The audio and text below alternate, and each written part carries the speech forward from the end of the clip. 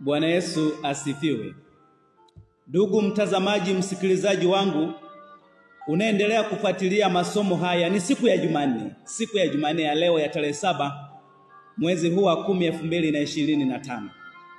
Tunapoendelea na mlolongo mzima wa siku 70 za maombi, leo tunakumbushana habari nzima ya kuombea wagonjwa. Kwa nini tunaombea wagonjwa? Kitabu cha maombi Ellen G. White Player sura ile ya 22. Kama unaweza ukakisoma sana kwa sehemu hii, sura hii ya 22.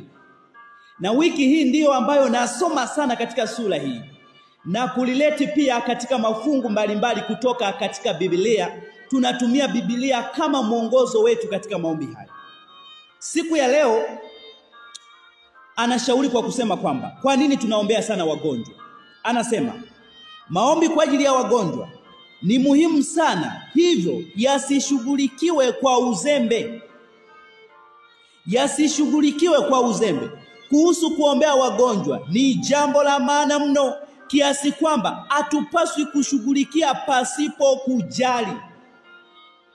Ndugu yangu, mtumishi mwenzangu, kama hatujali hili kundi, ni kundi muhimu sana, kwa sababu ni kundi lililo na maumivu katika maisha na katika mioyo yao. Walio wagonjwa ni watu ambao walio na maumivu.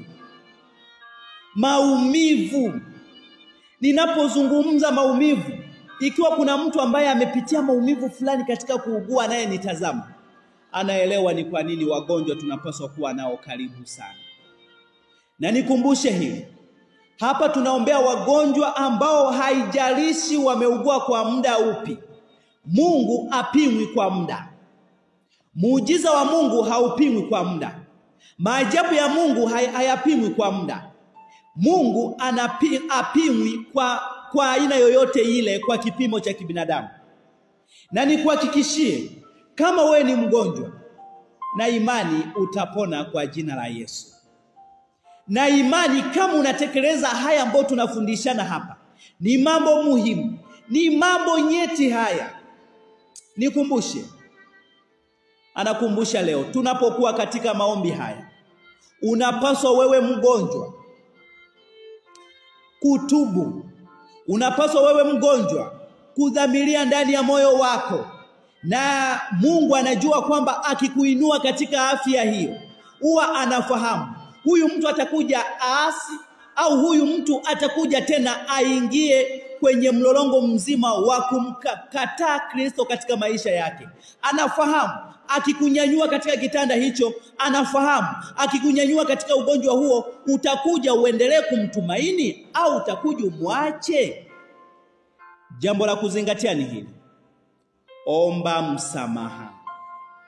Unapokuwa ukijiombea wewe, ni jambo muhimu hili. Kwa mujibu wa Marko sura ile ya 11 mstari ule wa 25, msamaha ni jambo muhimu sana. Hata Kristo anatambulisha hili. Anatamani zaidi sisi tusameane. Anatamani zaidi wewe mgonjwa, shusha maumivu ya ulioshikilia ndani ya moyo wako. Wewe mgonjwa, shusha machungu ulioshikilia ndani ya moyo wako.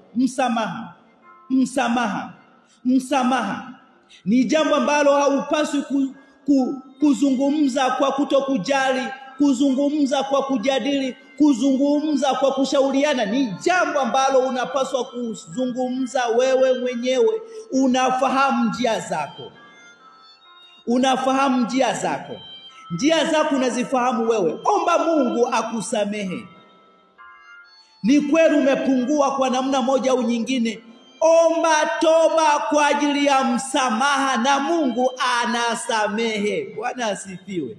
Maana anasema, na kule kuomba kwa imani kutamwokoa mgonjwa yule, hata kama ametenda dhambi atasamehewa. Piga mstari kusamehewa. Kusamehewa hapa tunapozungumza ni kuachilia yote ambayo unajihisi ni hatia ndani ya moyo wako. Kuna mtu anaziba uponyaji kwa sababu anajihisi yeye hawezi kusamehewa.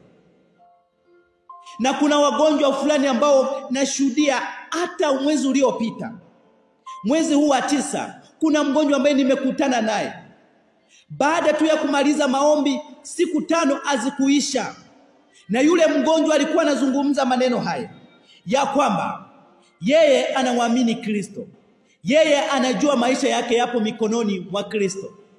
Na baada mzee huyu anazungumza, na baada ya kumaliza tu siku ile, alidhamiria akasema kwamba nimeazimia nibatizwe. Lakini haikuwezekana, maana alikuwa kitandani.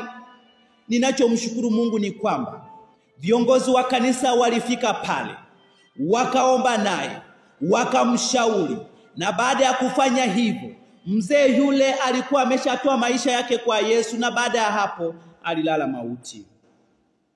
Mungu ana mpango na wewe. Ikiwa kuna mgonjwa, usichoke kumwombea. Ni jambo muhimu hili. Lakini ukiwa wewe ni mgonjwa, aidha kuna mgonjwa sehemu fulani, umkumbushe hili. Mungu ndiye anayesamehe, sio binadamu. Mungu ndiye anayesamehe. Na ujihisi kwamba wewe mgonjwa umesamehewa. Acha kushikilia maumivu katika moyo wako. Acha kushikilia machungu katika moyo wako. Jihisi umesamehewa. Maneno haya tusiache kuyazungumza tukiwa tunazungumza na wagonjwa. Na wewe uliye mgonjwa, nikutie moyo, Mungu amekusamehe.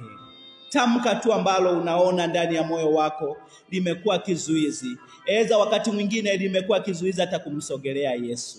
Na imani Mungu amekusamehe. Na uponyaji ni ahadi yake. Maana alisema Isaya 53 mstari wa 5, kwa kupigwa kwake sisi tumepona. Mungu akubariki. Nikukaribishe siku ya Jumatano ya kesho kwa maombi.